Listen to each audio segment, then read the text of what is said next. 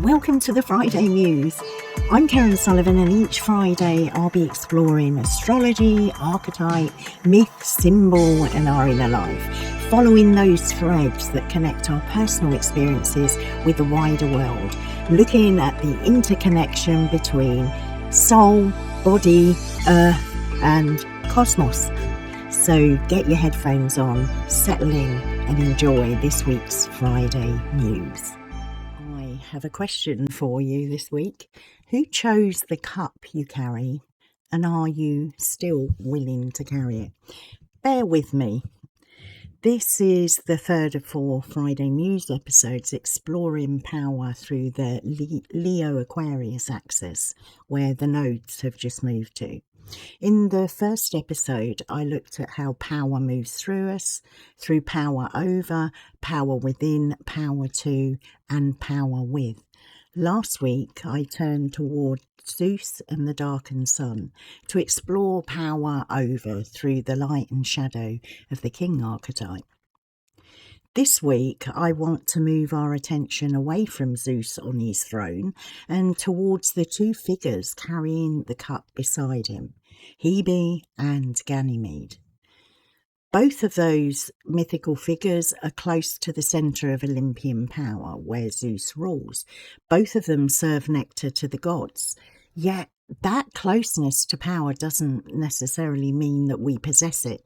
Sometimes it means that our labour sustains the person who does. In Homer's Iliad, Hebe pours nectar for the gods as they sit together on Olympus. She's the daughter of Zeus and Hera and the personification of youth. Her place within the divine household comes through birth and family. She appears to carry out the duties that belong to her position. Ganymede comes to Olympus in a very different way. He's a Trojan prince, described as the most beautiful of mortal youth. Zeus desires him and carries him away from his home to become a cupbearer in heaven. In the early sources, Hebe serves the assembled gods while Ganymede personally serves Zeus. Later traditions begin to present Ganymede as Hebe's replacement, but the older material allows both figures to occupy the role. Ganymede is granted immortality and eternal youth. His grieving father receives divine horses as compensation for the loss of his son. The story tells us what Zeus wanted, what Ganymede was given and how his father was compensated. But it leaves Ganymede's own wishes completely unspoken. That silence in the literature is so important. Neither Hebe nor Ganymede is given much of an interior life within the surviving myths. We see them performing a role. We rarely hear how they experience it, whether they chose it or whether they imagine another life for themselves. That absence opens a space for us to consider the roles we carry in our own lives. The cup itself is a really rich symbol. It contains a nectar that sustains the immortality of the gods. The cupbearer may appear secondary to the powerful figures gathered at the feast, yet the feast depends upon someone filling the vessels and moving between those seated at the table.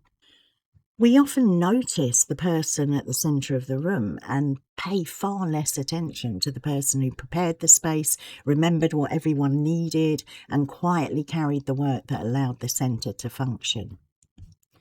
And many of us learn to carry a particular cup very early in life. A child might become the responsible one, sensing what needs to be done before anyone asks. And another child may learn to keep the peace because tension in the family feels frightening. Yet another one may become the listener, the organiser, or the person who causes no trouble and takes up no space. And these roles begin as intelligent responses to our circumstances. A child who can read the room may be able to reduce conflict. Being helpful can bring approval and a sense of belonging, and becoming emotionally self-sufficient can protect a child growing up around adults who have little capacity for their needs. But over time, those roles can become part of our identity. Other people grow used to us carrying the cup. They assume we'll remain calm, available and capable. We might also feel unsettled when we're no longer needed in the same way, because the role has given us value and a place within a family or a community. Hebe can symbolise the roles we inherit through family and position. She belongs to Olympus, and cupbearing appears to be part of the life into which she was born. There might be no obvious moment of coercion because these inherited expectations often present themselves as natural. This is simply what a good daughter does, or a mother should manage. This is what the reliable person always takes care of. Ganymede can symbolise the role created by the desire of someone with greater power. He's given honour, beauty, or immortality, and a place amongst the gods. Yet all of this follows an abduction. His old life is taken from him, and the new life is shaped around the wishes of Zeus. This brings us into the complexity of gifts offered within unequal relationships.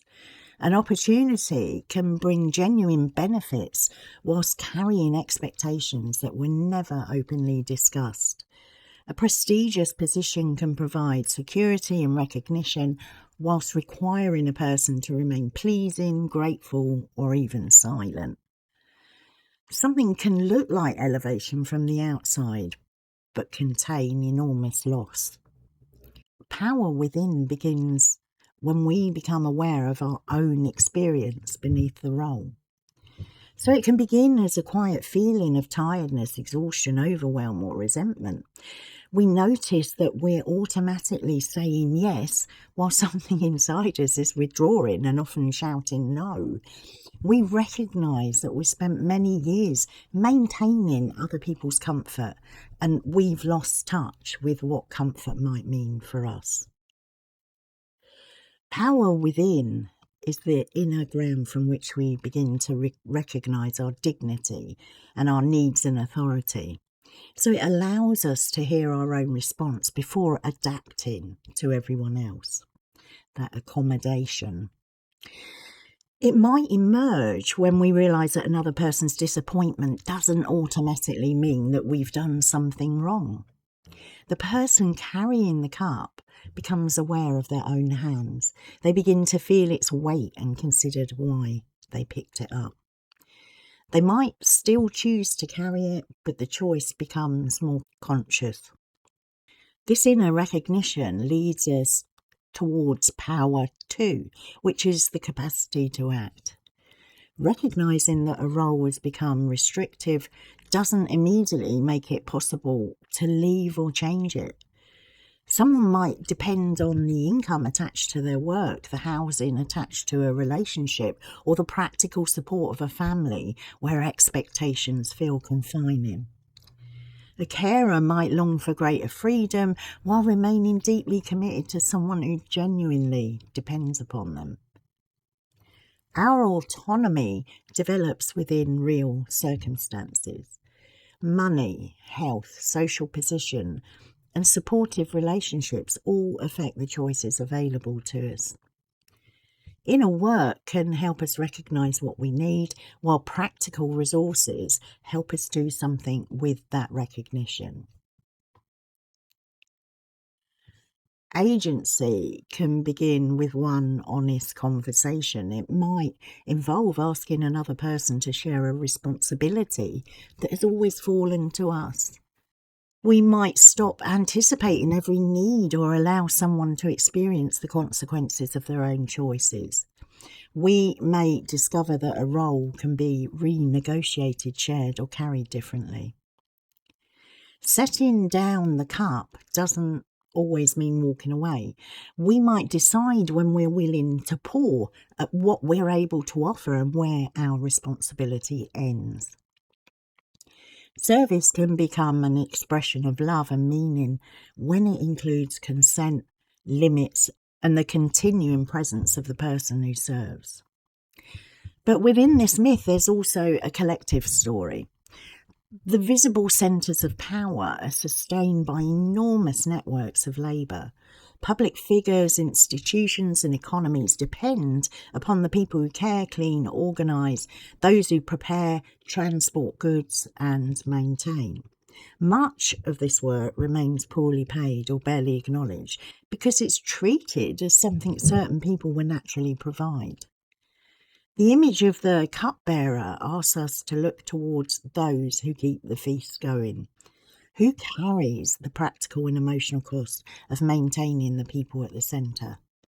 Whose time is treated as endlessly available and whose care is assumed rather than valued? Recognising this hidden labour is part of collective change. It gives language and visibility to work that's been quietly sustaining families, communities and institutions for generations. And there's a beautiful detail in the ancient cult of Hebe that offers another way of imagining her. Pausanias describes a sanctuary of Phileus, where people who had been freed from imprisonment dedicated their chains to the goddess. Hebe, whose name means youth, becomes associated here with release and renewal. The chains remain as evidence of what once confined the person, but they're no longer being worn. Perhaps our inherited roles can be understood in a similar way. We don't have to deny the ways they protected us or the meaning they once carried. We can honour what they helped us survive while loosening their hold upon our identity. That cup might still be in our hands, but our relationship with it can change. As we move through this part of the lunation cycle, we've just had the lunar eclipse. It might be worth noticing the roles that others assume you'll carry. Pay attention to what happens inside you when you consider saying no, or asking for help, or even allowing someone else to take responsibility. You might be feeling guilt, anxiety, or a fear that you place within the relationship with change. Those feelings tell us something about the conditions under which that original role was formed. Power within gives us somewhere to stand inside ourselves, and power too helps us take the next possible step from that place. And both develop through relationship support and practice. Next week, in the final episode of this series, I'll turn towards the Aquarian water bearer and power with. We'll move from the cup carried within the hierarchy of Olympus towards water as a shared resource and consider collective responsibility, cooperation and stewardship. You can also follow this astrology and mythology of the cycle through the free Leo Eclipse Lunation resource in the Lunar Rhythms collection. You'll find the link in the description. And that's what I have for you this week. Thank you for being here. And until next week, be tender with yourself and honest about what's arising in you. Give yourself the time and space to stay close to your own experience and to listen to what it might be asking of you. I'll be back next Friday with another Muse. And until then, have a lovely weekend and I will see you in the next one.